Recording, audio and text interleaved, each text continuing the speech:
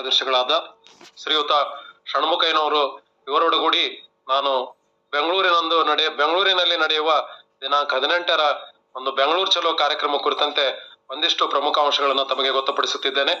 ಸನ್ಮಾನ್ಯರೇ, 1/7/22ರಿಂದ 31/7/24 ಅವಧಿಯಲ್ಲಿ ನಿವೃತ್ತರಾಗಿರ್ತಕ್ಕಂಥ ಅಧಿಕಾರಿ ಮತ್ತು ನೌಕರ ವರ್ಗದವರಿಗೆ ಇಲ್ಲಿವರೆಗೂ ಆಗಿರ್ತಕ್ಕಂಥ 7ನೇ ವೇತನ ಆಯೋಗದಲ್ಲಿ ಆಗಿರುವ ಆರ್ಥಿಕ ಹಾನಿಯ ಭರಿಸುವ ದಿಸೆಯಲ್ಲಿ ಸರ್ಕಾರದ ಗಮನ ಸೆಳೆಯುವ ದಿಸೆಯಲ್ಲಿ ನಾವು 10 ಹಲವು ಸರ್ಕಾರದ ಗಮನ ಸೆಳೆಯುವ ಕಾರ್ಯಚಟುವಟಿಕೆಗಳನ್ನು ಹಮ್ಮಿಕೊಂಡಿರುವಂತೆ ಈಗ ದಿನಾಂಕ 18ರ ಬೆಂಗಳೂರಿನಲ್ಲಿ ನಡೆಯುವ ಬೆಂಗಳೂರು ಚಲೋ ಕಾರ್ಯಕ್ರಮ ಕುರಿತಂತೆ ಇಂದು ಬೆಂಗಳೂರು ನಗರದ ನಮ್ಮ ರಾಜ್ಯ ಸಂಸ್ಥಾಪಕ ಸಂಚಾಲಕರು, ನಮ್ಮ ಸನ್ಮಿತ್ರರಾಗಿರ್ತಕ್ಕಂಥ ಶ್ರೀಯುತ ಅನಂತ್ ಪದ್ಮನಾಭ್ ಅವರು, ಯತೀಶ್ ಅವರು, ವೆಂಕಟೇಶ್ ಗೌಡ್ರು ಮತ್ತೆ ರಮೇಶ್ ಅವರು ಮುಂತಾದವರು ನಮ್ಮ ನಿವೃತ್ತ ಮುಖ್ಯ ನ್ಯಾಯಮೂರ್ತಿಗಳಾದ ಸಂತೋಷ್ ಹೆಗಡೆ ಅವರಿಗೆ ಆಮಂತ್ರಣ ಪತ್ರವನ್ನು ಕೊಟ್ಟು ಮತ್ತು ಅವರಿಗೆ ಬರಲು ಹೇಳಿ ಅವರು 18ರ ಒಂದು ಬೆಂಗಳೂರು ನಮ್ಮ ಕಾರ್ಯಕ್ರಮಕ್ಕೆ ಬರಲು ಒಪ್ಪಿಕೊಂಡಿದ್ದಾರೆ.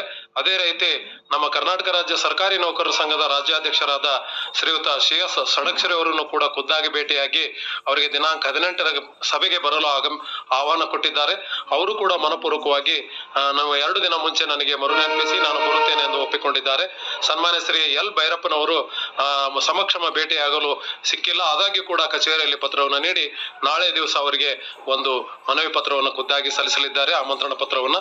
ಅದೇ ರೀತಿಯಾಗಿ ನಮ್ಮ ಬೆಂಗಳೂರು ನಗರದಲ್ಲಿರುವ ನಮ್ಮ AG ಆಫೀಸಿನಲ್ಲಿ ಹಿಂದೆ ನಾವು ಮಾಹಿತಿ ಹಕ್ಕಿನ ಅಡಿಯಲ್ಲಿ ಒಟ್ಟು ನಿವೃತ್ತ ನೌಕರರ 1/7/22ರಿಂದ 31/7/24 ಅವಧಿಯಲ್ಲಿ ಇದ್ದಂತಹ ನಿವೃತ್ತರ ನೌಕರರ ಮಾಹಿತಿ ಹಕ್ಕು ಅಧಿನಿಯಮದ ಅಡಿಯಲ್ಲಿ ಕೇಳಿರುವಂತೆ ಅದನ್ನ ಇನ್ನು 3-4 ದಿನಗಳಲ್ಲಿ ನಾವು ಕೊಡುವುದಾಗಿ ಸಂಬಂಧಿಸಿದ ಅಧಿಕಾರಿಗಳು ಶ್ರೀಯುತ ಅನಂತ ಪದ್ಮನಾಭ ಅವರಿಗೆ ಖುದ್ದಾಗಿ ಮಾಹಿತಿಯನ್ನ ನೀಡಿದ್ದಾರೆ.